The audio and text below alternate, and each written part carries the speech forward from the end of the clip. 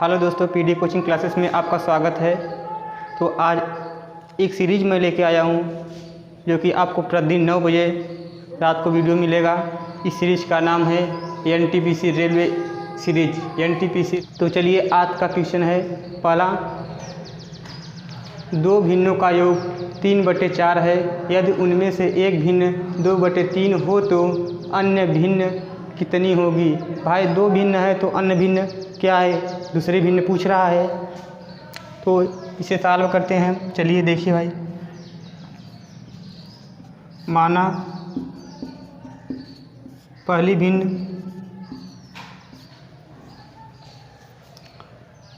भिन्न मान लीजिए x हो गया,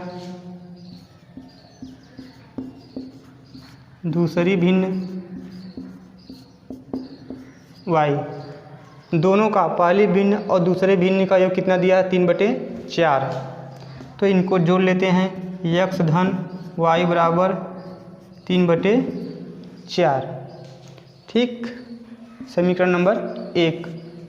यदि उनमें से एक भिन्न, मान लीजिए पहली भिन्न का मान दिया है x बराबर 2/3। यक्स का मान उठाकर समीकरण 1 में रख दीजिए तो हमारा क्या आ जाएगा, दूसरी भिन्न निकल कर के आ जाएगा। चलिए सॉल्व करते हैं। x + y बराबर 2/3। यक्स का मान उठाकर रखिए भाई यहाँ पर,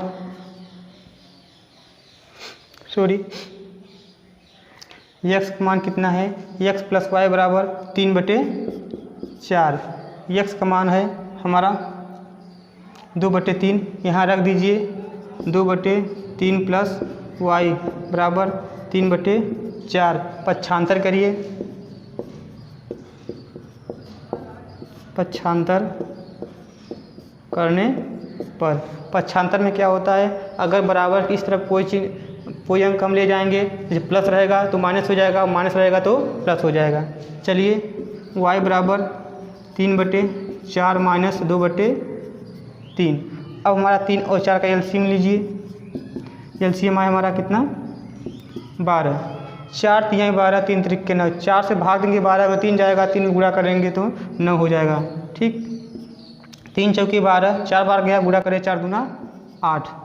y बराबर कितना आया, 1/12 है। ये हमारा क्या हो गया, दूसरी भिन्न हो गया। दूसरी भिन्न क्या पूछ रहा है, अन्य भिन्न, मतलब दूसरी भिन्न ही पूछ रहा है। इसमें से कौन सा विकल्प है, पहला विकल्प ही क्या है, सही है। चलिए हम अब दूसरे क्वेश्चन पर चलते हैं। चलिए अब चलते हैं अपने दूसरे क्वेश्चन की तरफ। एकादश भुज में विकर्णों की संख्या कितनी होती है। तो एकादश दशभुज मतलब ये हमारा संस्कृत में दे दिया है भाषा कुछ। एकादश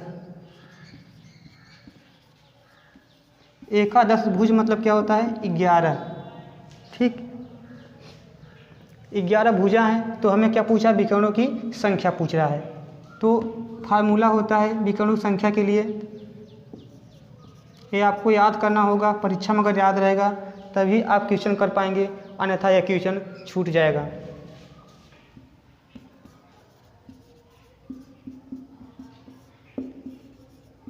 विकर्णों की संख्या होती है n - 3/2।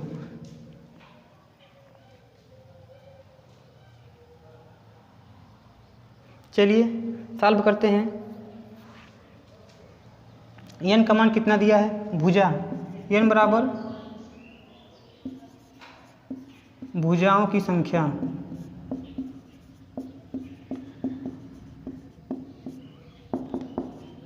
कितना आया, 11 है। अब क्या करेंगे हम, विकर्णों की संख्या विकर्णों की संख्या बराबर n कोष्ठक में n - 3/2। अब जहाँ जहाँ n है वहाँ हम क्या रखिए, 11 रखिए। n - 3/2 रखिए। 11 -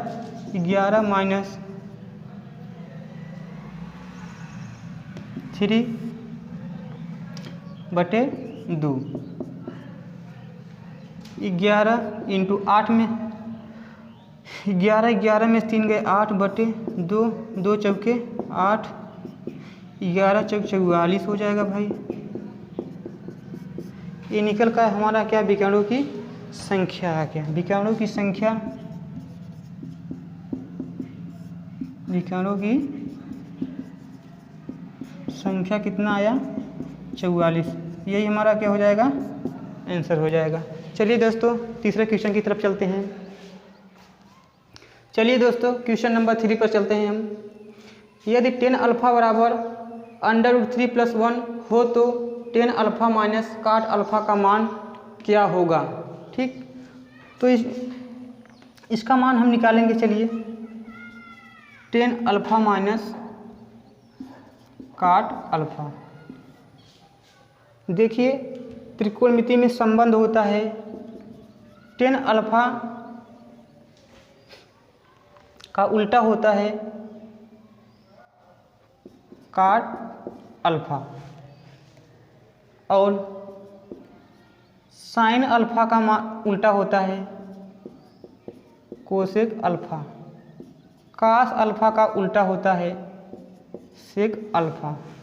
अगर इन दोनों का हम गुणनफल करेंगे तो 1 आएगा, इन दोनों का गुणनफल करेंगे तो 1 आएगा, इन दोनों का गुणनफल करेंगे तो 1 आएगा। देख लेते हैं हम 10 alpha into cot alpha, 10 alpha का मान होता है sin अल्फ़ा बटे cos alpha into cos alpha बटे 10 अल्फ़ा का मान होता है sin अल्फ़ा बटे cos अल्फ़ा और cot अल्फ़ा का मान होता है उसी का उल्टा होता है cot अल्फ़ा बटे sin अल्फ़ा। यहाँ मान जब हम रख देंगे तो cot अल्फ़ा का मान उल्टा हो जाएगा cos अल्फ़ा, तो cos अल्फ़ा बटे sin अल्फ़ा, sin कट गया, cos कट गया, कितना आया 1। तो किसका मान दिया है 10 अल्फ़ा बराबर कितना दिया है √2+1, तो इसका उल्टा हो जाएगा, चिन्ह परिवर्तन हो जाएगा, cot अल्फ़ा बराबर हो जाएगा √2 - 1। अब यहाँ मान रख दीजिए √2+1 माइनस कोष्टक बंद √2 - 1, माइनस को प्रवेश करिए कोष्टक के अंदर, √2+1 माइनस √2+1, इससे इसे का कट गया, 1 धन 1 बराबर 2। हमारा आंसर क्या निकल कर आया 2, यही हमारा आंसर है। चलिए दोस्तों आते हैं अब चौथे क्वेश्चन पर। यदि संख्या x 4, 5, 6, 2, 9 द्वारा विभाज्य हो तो x का मान कितना होगा। ये हमारा नंबर सिस्टम का है क्वेश्चन और विभाज्यता का नियम है। ठीक, उसी पर आधारित यह क्वेश्चन है। देखिए ये जो हमारा संख्या दिया है x 4, 5, 6 और 2, अगर हम इसमें x का मान इसमें से एक होगा, ठीक, तो अगर हम उठाकर इसमें रखते जाएंगे सबका मान, अगर 9 से वह कट जाएगा जोड़ने पर, यह संख्या का पूरा जोड़ने पर 9 से कट जाएगा, इसका मतलब है वही हमारा क्या हो जाएगा संख्या x का हो जाएगा। चलिए तो पहला लीजिए x बराबर 2 लेने पर,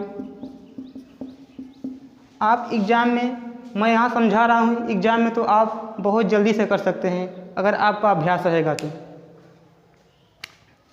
रखिए यहाँ पर 2 धन 4 धन 5 धन 6 धन कितना भाई 5 धन 6 धन 2, जोड़िए 4 2 6, 6 5 11, 11 6 कितना हो जाएगा भाई 17, 17 2 19, 19 क्या 9 से कटेगा क्या, नहीं कटेगा, इसका मतलब ये भी 2 आंसर नहीं होगा। इसको देखिए 3 को जोड़ लीजिए,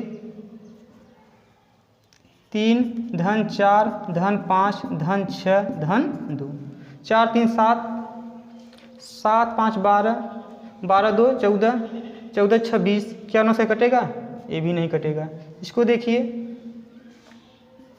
x, रखिए x की जगह भाई, x बराबर 1 लेने पर 1 धन 4 धन 5 धन 6 धन 2। अब देखिए भाई इसको 4 1, 1 4 5, 5 4 9, 9 2 9 2 11, 5 4 9 1 10, 10 2 12, 12 6 18, 18 18 18 बटे 9, 9 दूना 18 कट गया। इसका मतलब कौन आंसर होगा? यही आंसर आपका सही है।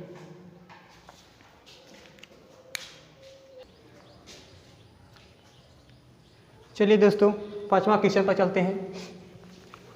के तथा यल एक काम को अकेले क्रमशः 15 और 20 दिनों में समाप्त कर सकते हैं। वे 5 दिन तक एक साथ काम करके चले जाते हैं। काम के अपूर्ण भाग की गणना कीजिए। चलिए इसे सॉल्व करते हैं।